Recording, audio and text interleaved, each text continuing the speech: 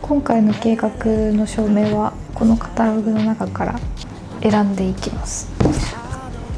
パナソニックの住宅照明用の総合カタログ。基本的な照明とかはここから選んで、基本的にパナソニックで統一したいなと思ってます。これが山際の照明のカタログです。いろんな世界のおしゃれな照明たちがこのカタログに詰まってます。こんな感じで、ここから衣装的な空間のデザインに大きく影響するようなペンダント照明とかはここから選んでいきたいと思います。で、あとは私の好きなインテリアブランドのカタログたち。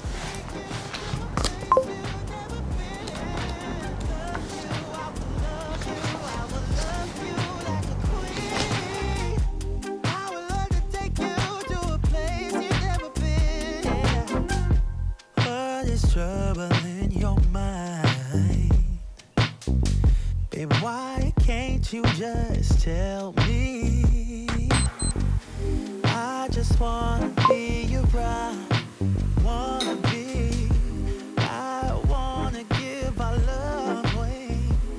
You're not letting me, yeah, get through to you, yeah, if you let me down, baby.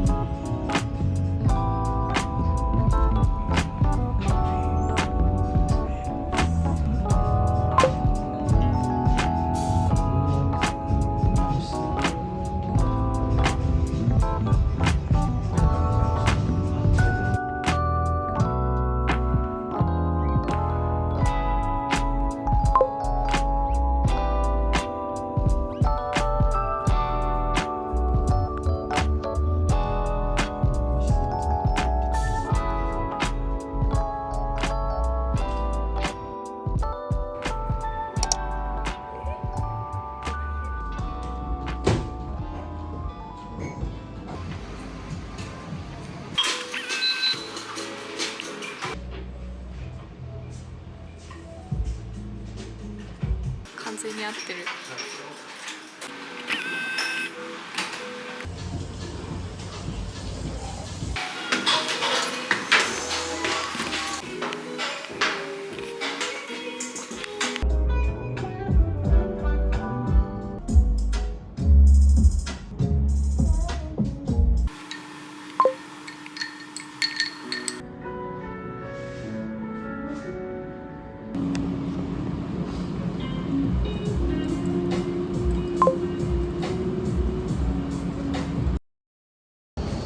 いやー、夏だね。あのさ、球場のうん。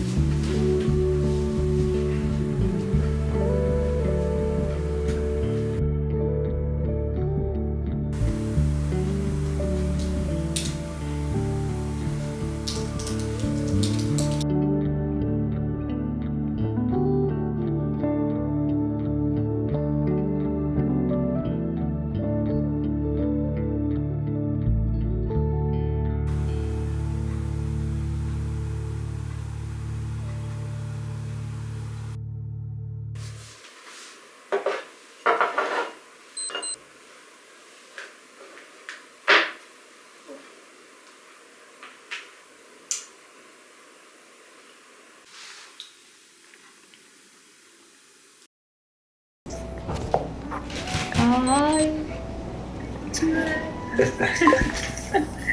不思議な体験あ、幼いよ。